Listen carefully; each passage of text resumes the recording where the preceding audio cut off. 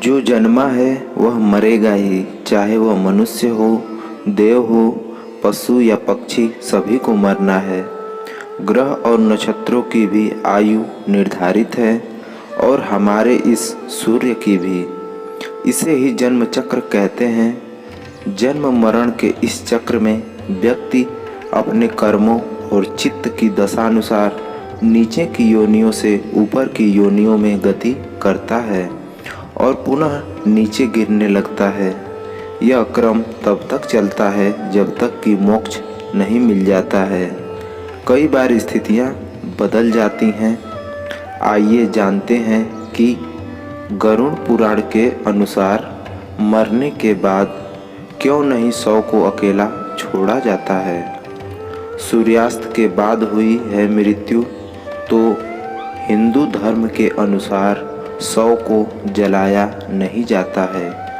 इस दौरान शव को रात भर घर में ही रखा जाता है और किसी न किसी को उसके पास रहना पड़ता है। उसका दाह संस्कार अगले दिन किया जाता है।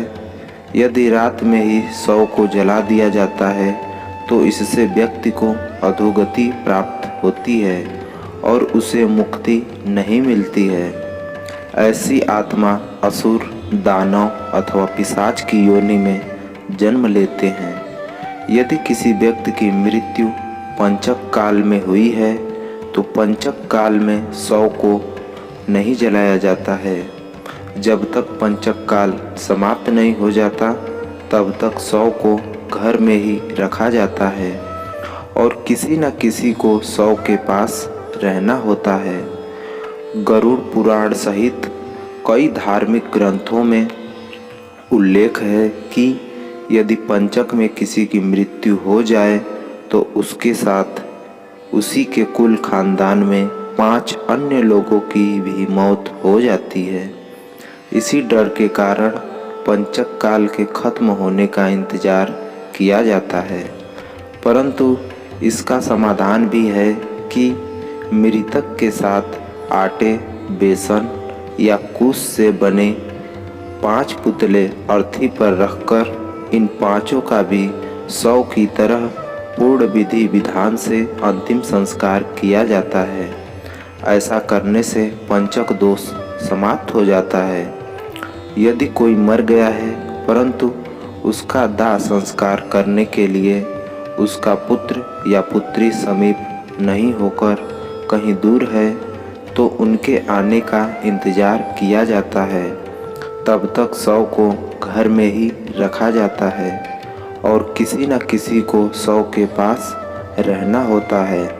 कहते हैं कि पुत्र या पुत्री के हाथों ही दाह संस्कार होने पर मृतक को शांति मिलती है, अन्यथा वह भटकता रहता है। शव को अकेला छोड़ दिया जाए तो उसके आसपास लाल चींटियाँ या अन्य कोई नरभक्षी, रेंगने वाला प्राणी या पशु आकर शव को खा सकता है। इसलिए वहाँ कोई न कोई व्यक्ति बैठकर शव की रखवाली करता है।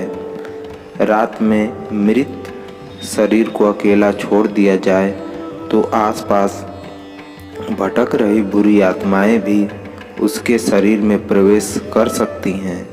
इससे मृतक के साथ साथ परिवार को भी संकट का सामना करना पड़ सकता है। शव को इसलिए भी अकेला नहीं छोड़ा जाता क्योंकि मृतक की आत्मा वहीं पर रहती है। जब तक उसका शरीर जल नहीं जाता तब तक उसका उस शरीर से किसी न किसी रूप में जुड़ाव रहता है। साथ ही वह अपने परिजनों को भी देखता है।